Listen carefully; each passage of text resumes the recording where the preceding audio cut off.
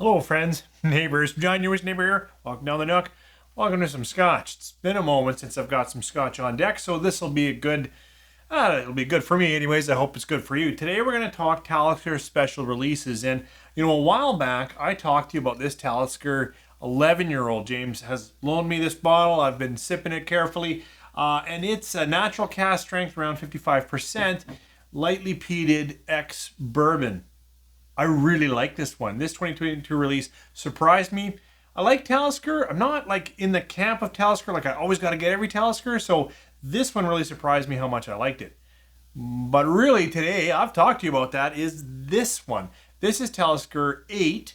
It's the 2024 edition. So we'll see. You know what? I've poured it out. It's rested now. We'll get into it. Do I like this? Do I like it as much as the 11-year-old? Is it worth buying? Because it's certainly still on the shelves. I'll let you know. Pour something, at least a little bit of peat in there, and come on back. 3, 4.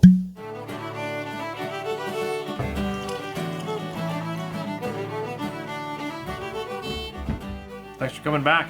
As I was saying, today's all Isle of Skye. We're going to get into Talisker. And what's on deck here is the Talisker 8-year-old 2024 edition. I know these are big houses, and last time I said they're natural and non-chill, and now I have no idea. They do clearly say that they are natural cask strength, so they are different. This one's around 55, this one's around 58, but maybe they're colored. Likely they're chilled. Just Whisky really liked this bottle, and he looked at it and thought, it's probably filtered. So I can't say. What I can say is I kind of like the presentation. I don't mind the artwork. I certainly like the stronger strength. And the price where I'm at is not bad. I know these were released far too high, but they're almost always on offer or on sale. So it should be good. But let's get into this. This Talisker specifically, 8 years old, 58 point something, 0.17. And this is a weird one. Finished in stone spun light retoasted casks. And I was reading Dramface, and I think they're bang on. That's a marketing thing. But what they say is, before filling these barrels, they put some stones in them, maybe like sea stones, and they churn the bottles around, and then that knocks off some of the char, and then they lightly retoast them, and then they age their scotch in it. So is that true? Well, I'm quite sure it's true, but what effect it has, I don't know. And of course that mimics the sea churn. And I think that's the name of this on here, right? Something like that. Tidal churn. That for sure is marketing. But if it's good scotch, I don't care if it's marketing. I just want to know, is this Talisker good? And then we're going to find out, is it as good as this one? Because boy, I like that one. Try it on the nose. Well, it's, I think I might pick it out as a Talisker. It's lightly peated, a little salty. There's already some sweetness in there, some vanillas. I don't say this lots. It's a in the textbook tasting notes for ex-bourbon, but I am getting a little bit of coconut. Yeah, it's a nice nose. It's an interesting nose. It's not one that pulls me right in.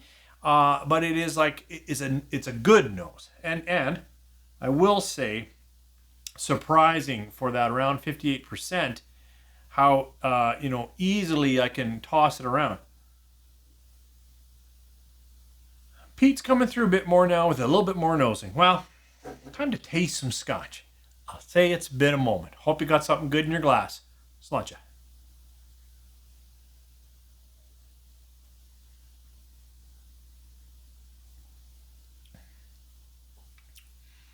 It's good. I was at a whiskey tasting earlier today, and this is much bolder than anything I had there. This is right there. That light peat turns into a bit heavier char. Not so much smoky, but something like that, like a little bit slightly tannic, little black tea. Now I got a bit of oak structure. The peat to me is an ash peat, an old campfire peat. I expected a bit more seaweed, especially with the tidal churn on there. I'm not getting too much seaweed, not too much iodine. but more of that, more old campfire, beechwood burning, that mixed in with pretty dark malt. I expected it to be sweeter malt. I think to have a little sip. Sancha.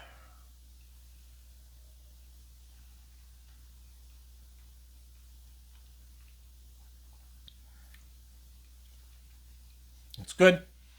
It is good. It's first taste. I need to come back to this again. A little bit spicy, cracked pepper for sure. I said a little bit. It's coming on. First sip didn't take me there, but it is. It's peppery, and that I will say for me is a characteristic of Talisker. A little more pepper, a little more ash, a little bit more toward a savory profile, a little less sweet. There is some vanillas in the nose, though. There is some sweet vanillas in the nose. This is bold, peppery, spicy.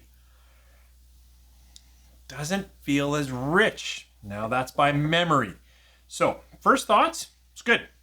58%, no complaints. Certainly at that price, if you're a Talisker fan, I think this is going to taste very much like an amped up 10-year-old. Very much. So for me, the drum roll moment is, what do I think of it like against this?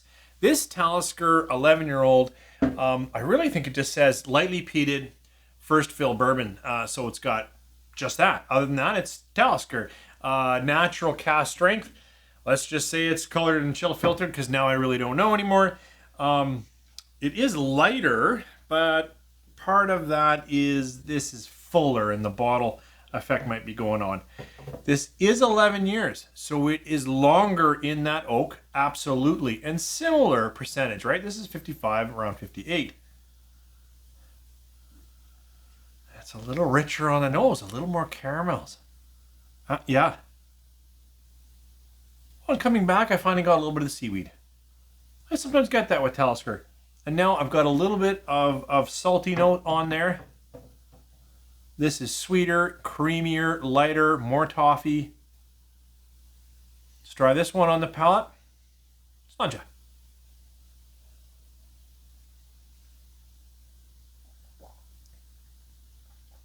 Boy, I like that. I do. I know it's first taste over here, but this is almost more coating. It is more oily. This one, just based on that, I would say, I think it's non-chill filtered, but I'm sure it is, but maybe they filtered it less. It's got far more, and that texture with that sweeter caramels really makes it a rounded malt. I can hear, I'm not hearing anything. I can feel the edges of pepper coming up. Let's try this one again, Sancha.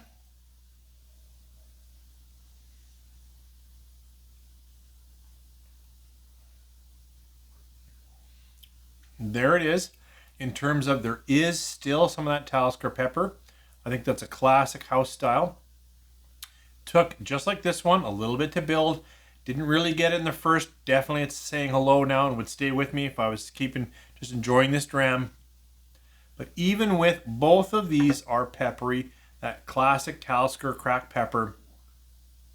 This one is bolder, more savory, less caramels, less cream impression, a little bit more coconut. Remember I mentioned that, which was odd. I don't get a lot of that.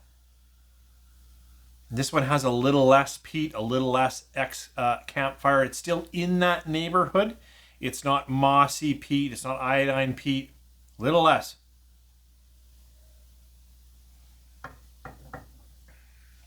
And in this case, that makes it a little more. So I wish I had every one of the releases. Well, don't we all? But I have to say, in this direct head-to-head, and I've had more drams of this, so I know this one more, this might evolve. It needs to open and breathe. I need to get to know it. You know, I know Just Whiskey loved this one. He said one of his favorite, I think 9 out of 10 kind of thing. For me in this head-to-head, this 2022, if you can still see it around, I think it's a good one. And boy, that peppering is still coming up, but it's not overpowering. I still got lots of flavor. Thanks for joining me here. Thanks again, James, for letting me sip on this one. And I'm glad I had this comparison. What are your thoughts? Have you had both these? 2022, 2024? I don't have the 2023.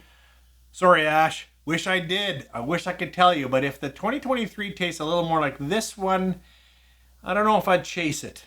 This is a little better for me. You guys take care.